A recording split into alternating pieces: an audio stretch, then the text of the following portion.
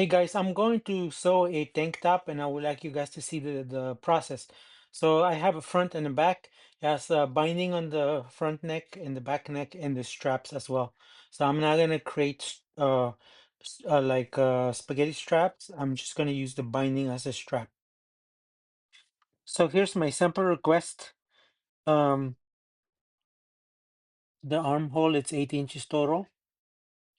And then the strap is 10.5 times 2. So that means left and right. And then the front neck, it's 9.5, and the back, it's 9 inches. I don't really have notches to differentiate the front and back, but the measurements will help me. And then, of course, I had to cut the binding. I cut it on bias, but it says cross cut here, so I'm gonna have to go back and cut it in cross cut. So in this case, I'm going to add the binding. I just cut new binding because the one I had it was bias cut, and then uh, it makes sense that I have to do cross cut because it goes around the neck and the armholes. So I had installed this folder, but this one is only it folds only on the top. So I need to add one that folds top and bottom because especially because I'm going to use the um use it for the strap, so you don't want the edge to be showing or fraying. Hey guys, here we go. This is the back top. See,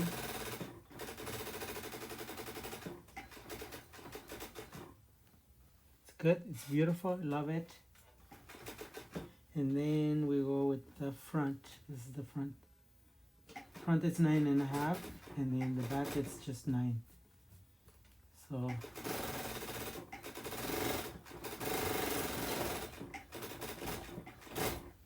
now that I'm done here, I'm going to proceed to do the straps, and I'm gonna kind of cut it on a slanted cut on both sides, and then on this side too. Okay, so now I'm going to um, add the armhole binding. So again, you have when you put your fabric through, it has to touch this side of the folder, and then I'm not holding it. I'm just letting the folder pull the fabric. So okay, so now I'm adding the straps, and I'm supposed to have that 10 inches and a half. So I'm measuring right now, and let me see. So that's exactly 10 inches and a half. And now I'm gonna add I believe that one is the front, and this is the back. See, and then I add the beginning of the armhole, if you want to call it like that, and then there we go. Make sure that the fabric is completely in the binding, so it's good. Came out nice. So let's measure one more time. Gonna measure right now. It's supposed to be 10.5. That's correct, 10.5. So good. Okay, so let's go to the other side, and then continue. I wanna kind of there's a little bad cut in the middle of the binding, so I'm gonna let it go before I start the other side. Didn't want to have any issues, so that's gone.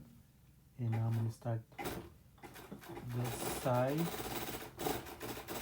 Make sure if you have a little tool to push this all the way to where it you won't be able to move it in.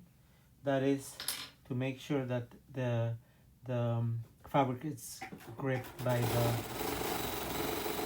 the binding. So now I don't need to use a tape measurement because I already have this side. I could use it too, but it's probably better just to use this one. So look, let's continue. All right.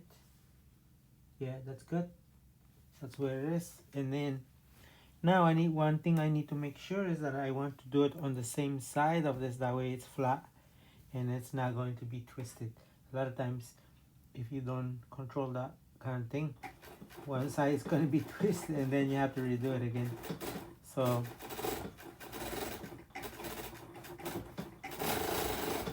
done right now. For the moment I'm done. Let's just compare both sides to see if they're the length it's good. Yeah, it's pretty good.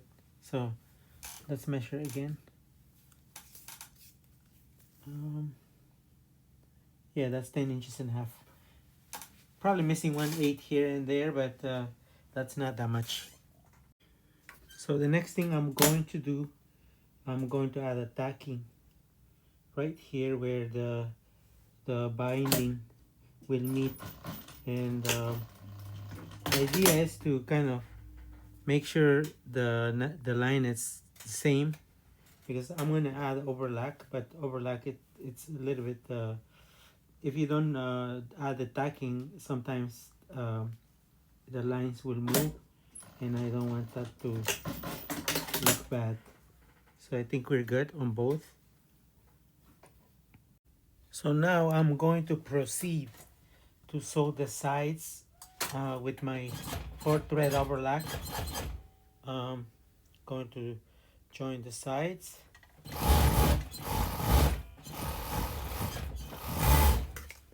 See, done. And then we go the other side and make sure it's even.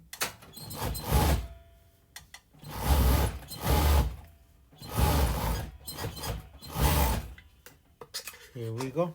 We're done. I'm done with both sides. Now I'm going to add a tacking here. So this is how it looks like. So we don't want this to look like this. So when I do the tacking, I'm basically going to push this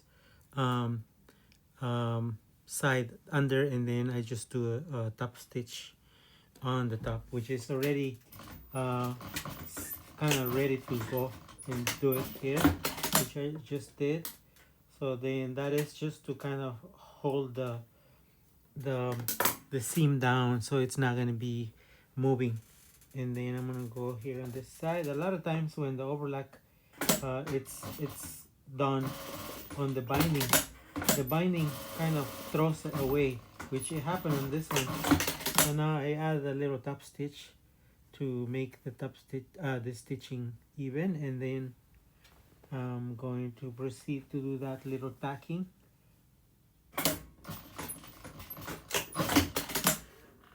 And then I have to trim it off so it won't stick out any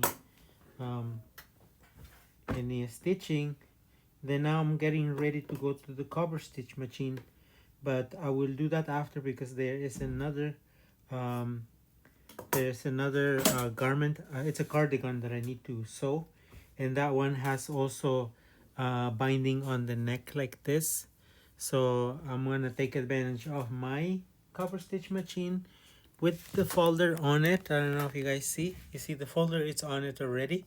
So I want to take advantage of that and not change it back and forth, because I still need to add hem on this one. At the end I decided to just finish this one, and I did I'm finishing the hem. So the hem is great. It's done with cover stitch, chain stitch underneath. And that's how a tank top got done. And as they say it in French, voila. That's the tank top I just finished. Hopefully you guys enjoyed the journey, and thanks for stopping by. And that's how you create a tank top. So if you guys love fashion and you love this kind of content, please don't forget to leave me a like or a comment, a question. I would love to answer your questions whenever they come to me. And if you love fashion, this is the channel you need to follow. So click follow on it and check out the rest of my content, because it's all fashion related. Thanks a lot, guys. See you next time.